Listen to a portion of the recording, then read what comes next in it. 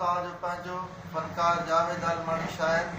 इन मुंहिंजे नए एल्बम जी रिकॉर्डिंग जारी आहे ऐं उन सां गॾोगॾु जेके मुंहिंजा बहितरीन शाइर हिते वेठा आहिनि, मुंहिंजो मेन शाइर जानी सरोवर मला साहब हैदराबाद खां आयल आहे, राशिद सोलंकी साहब, निज़ाम मला साहब, एजाज़ आलमानी, मुख्तार आलमानी, माही खान आलमानी, जेको असांजी रिकॉर्डिंग करे मेन शाइर आहे असांजो, मलक असगर साहब जेको हमेशह साथ ॾींदो आहे।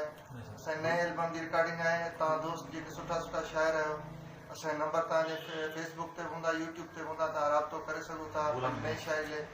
असांजा ॿिया बहितरीन सुठा दोस्त शाइर आहिनि जंहिंजो साथ असांजो रहियो आहे। गुलाम अली वैंस साहब आहे, शोभान आलमानी आहे, ऐं साईं सैयद सागर शाह साहब आहे, सलीम चांडियो साहब आहे दुबई वारो, ऐं काफ़ी ॿिया हितां शाइर जेके गॾु आहिनि।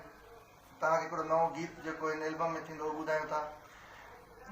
ओ अहिड़ो यार मौला ॾियार जेको असुल न रुसे, अहिड़ो यार मौला ॾियार जेको असुल न रुसे, जेको असुल न रुसे दिल ॾेई न खसे, जेको असुल न रुसे दिल ॾेई न खसे, अहिड़ो यार मौला ॾियार जेको असुल न रुसे, अहिड़ो यार मौला ॾियार जेको असुल न रुसे, हुजे तबियत जो फ़क़ीर हुजे मोहबत जो अमीर, हुजे तबियत जो फ़क़ीर हुजे मोहबत जो अमीर, जंहिंजे लाइ मां सिखां उहो मूं लाइ बि सिखे, जंहिंजे लाइ मां सिखां